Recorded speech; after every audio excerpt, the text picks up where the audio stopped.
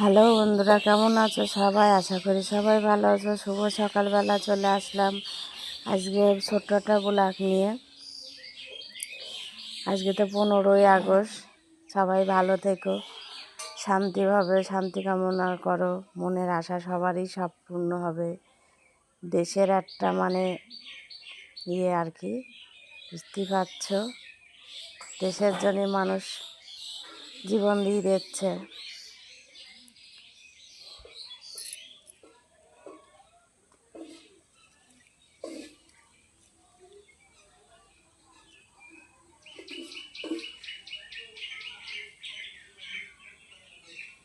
এই গাছটা প্রতিদিন একটা করে ফুল ফোটে, দেখো,